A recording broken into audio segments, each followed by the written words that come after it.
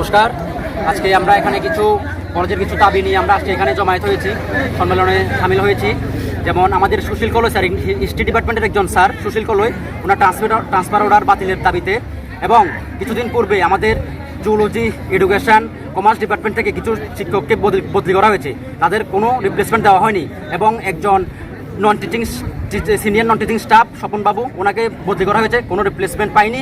এবং একজন লাইব্রেরিয়ান, যে একমাত্র লাইব্রেরিয়ান ছিল কলেজে, ওনাকে বদলি করা হয়েছে, কোনো রিপ্লেসমেন্ট পায়নি।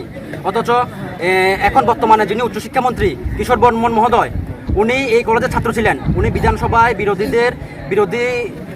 বিধায়কদের উত্তর দিতে গিয়ে বলেছিলেন যে ওনার এই কলেজের প্রতি একটা ইমোশন আছে।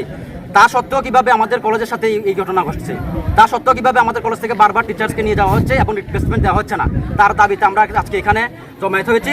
যতক্ষণ না কোনো উচ্চ আধিকারিক এসে আমাদের আশ্বাস দিচ্ছে যে সুশীল কলই স্যারের ট্রান্সফার অর্ডার বাতিল হচ্ছে, আমরা ততক্ষণ এখান থেকে উঠছি না, আমরা ততক্ষণ এখানে আন্দোলন চালিয়ে যাব অনির্দিষ্টকালের জন্য। যতক্ষণ না কোনো আধিকারিক এসে আমাদের আশ্বাস দিচ্ছে যে আজকে সুশীল কলই স্যারের ট্রান্সফার অর্ডার বাতিল হবে, ততক্ষণ আমরা এখানে আসছি, আমরা এখানে বসে আছি, আমরা এখান থেকে উঠছি না। কত লাইব্রেরিয়ান ট্রান্সফার অর্ডারের রিপ্লেসমেন্ট দিতে হবে, এই কলেজে একমাত্র লাইব্রেরিয়ানের বাতিল রিপ্লেসমেন্ট দিতে হবে, এই কলেজে একমাত্র লাইব্রেরিয়ানের সুশীল কলই স্যারের ট্রান্সফার অর্ডার বাতিল করতে হবে।